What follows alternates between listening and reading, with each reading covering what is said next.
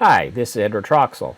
In today's tutorial, we're going to go back and look at the tutorial we did at the beginning of July, which would go through and set the alpha channel for selected events to a specific mode. What we're going to do in this tutorial is expand on that and let it actually cycle through all the modes. So the first time you run it, it'll move forward one mode, and then the next time you run it, it'll go to the next mode. And that way you could quickly go through all the different modes and figure out which one might work best for you. So let's see how we do that. First by looking at the old one and then expanding on that to see what changes we needed to make. Here's the original script that we had. We simply went through every track, checked to see if it was a video track, then we went through every event on the track. If the event was selected, then we got the video event of that event, and then we got the video stream, which we called VS, of that event by looking at the activeTake.media.streams, got get item by type, and we were looking for the video type, and we got it from the activeTake.stream index. And then we were setting the alpha channel for that video stream to the video alpha type of premultiplied. Now if you recall, there were several different options available, which were none, premultiplied, premultiplied dirty, straight, and I went ahead and skipped undefined. So we're going to rotate through the top four, none, premultiplied, premultiplied dirty, and straight, and we'll just rotate through those four. So let's see what changes we needed to make to do that. So here's our modified version. All of this part is exactly the same.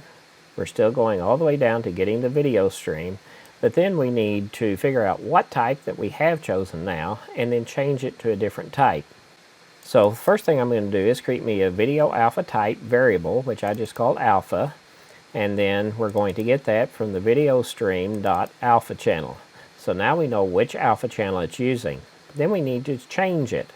So if alpha is of type none, then we want to change it to premultiplied.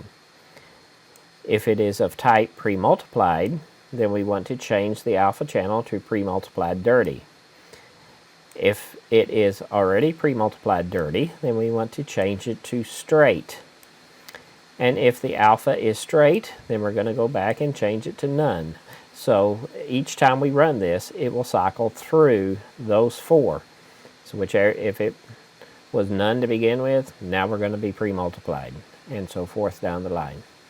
So let's see how this works. Here we have a video that does have an alpha channel. Notice you can see the solid color behind it.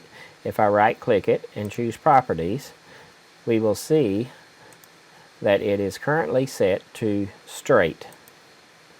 So we're on straight right now. So when we run the script, and we notice the yellow has disappeared, and if we go into properties and look, we'll notice that it is now set to none. So let's run it again. And notice we see the alpha channel again, and if we right click it and choose properties, now we are on premultiplied.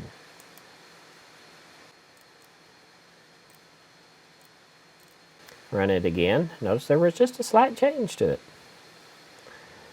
And if we right click and choose properties, notice now we are on premultiplied dirty. Let's go back and forth and look at the slight change. If you see on premultiplied, we have just a little white below the box, and if we go back to premultiplied dirty, notice those little white sections are now gone. And then if we run it one more time, you'll notice we are back to straight.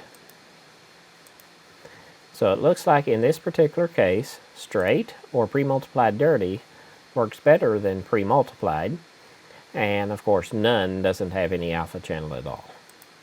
So that's an easy way to just flip through all four alpha channel modes and see which one might work best for you. And in this case, two of them were really good, one of them wasn't as good, and then of course none doesn't have any alpha channel at all, which means it won't work at all, which in some cases you might want. So if you don't want the background showing through and your image does have an alpha channel, by switching it to none, you can prevent that from happening. Hope you find this tutorial helpful, and let me know what you'd like to see in the future, and like and subscribe, and we'll see you in the next tutorial. Please sign up at www.JETDV.com and subscribe on YouTube to get further notifications on when new videos are presented.